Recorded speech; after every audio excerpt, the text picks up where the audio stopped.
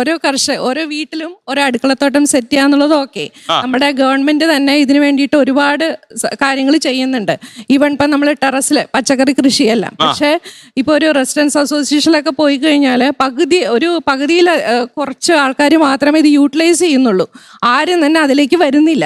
അപ്പൊ നമുക്ക് ഇത്തിരി വില കുറച്ച് എവിടെയെങ്കിലും കിട്ടുവാണെങ്കിൽ, മാർക്കറ്റിൽ കിട്ടുകയാണെങ്കിൽ അതിലേക്കാണ് എല്ലാവരും പോകുന്നത്. അല്ലാണ്ട് ഓർഗാനിക് കൃഷിയെ പ്രോത്സാഹിപ്പിക്കാനോ ഓർഗാനിക് സാധനങ്ങൾ വാങ്ങാനോ ഇന്ന് അധികം പേര് മെനക്കെടുന്നില്ല.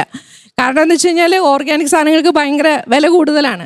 അപ്പൊ ഇതിൽ പ്രകൃതിയെ കിടക്കണമെന്ന് ഈ നാസറിനെ പോലുള്ള ആൾക്കാർ എത്ര കാലമായിട്ട് പറയുന്നു. തീർച്ചയായിട്ടും അല്ല, പ്രകൃതിയുമായുള്ള കൊടുക്കൽ വാങ്ങലാണ്. അഗ്രികൾച്ചർ എന്താണ്? അഗ്രികൾച്ചർ ഈ പറയുന്ന വിളവുൽപാദനമോ അല്ലെങ്കിൽ ശാസ്ത്രീയതയോ ഇതൊന്നുമല്ല. ഇതൊന്നുമില്ലാതെ 12,000 വർഷം കൃഷി നടത്തിയിരുന്ന ഒരു ഇതാണ് രാജ്യമാണ്.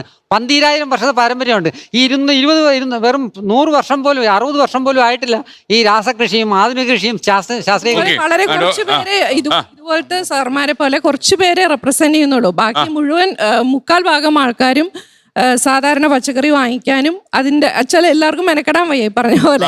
അതുകൊണ്ട് തന്നെ നമ്മുടെ നാട്ടില് ഇപ്പൊ ക്ലിനിക്കിൽ തന്നെയാണെങ്കിലും ഒരുപാട് അസുഖമുള്ളവര്, ഇപ്പൊ അലർജി വരുന്നവർ 50%-ലും കൂടുതലാണ്. ഡെയിലി എന്ന് പറഞ്ഞാൽ ഫുഡ് അലർജിയാണ് മിക്കവർക്കും. അപ്പൊ നമ്മൾ ഇതിനെ കുറിച്ചൊക്കെ ചിന്തിക്കുമ്പോൾ ഈ പച്ചക്കറികളിൽ അടിക്കുന്ന വിഷമൊക്കെ അതിനൊരു കാരണം തന്നെയാണ്. അതേപോലെ തന്നെ ചിക്കനിലാണെങ്കിലും ഈ ഉയർന്ന തോതിലുള്ള ആന്റിബയോട്ടിക് ഉപയോഗങ്ങള്, പിന്നെ പ്രോട്ടീൻ കൂടുതലായിട്ട് ഉപയോഗിക്കുന്ന എല്ലാം അതിനൊരു കാരണം തന്നെയാണ്.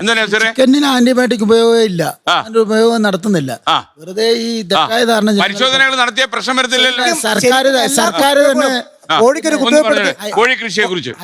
ഹൈദരാബാദ് കേന്ദ്രീകരിച്ചുകൊണ്ട് ആന്റിബയോട്ടിക് പ്രയോഗം കൂടുന്നെന്ന് പറഞ്ഞ് പ്രസ്താവന ഇവിടുത്തെ എല്ലാ പത്രങ്ങളിലും വന്ന് സർക്കാർ വിളിച്ചു പോയപ്പോ അവര് പോലും അറിയുന്നില്ല ഇങ്ങനൊരു സംഭവം വന്നത്.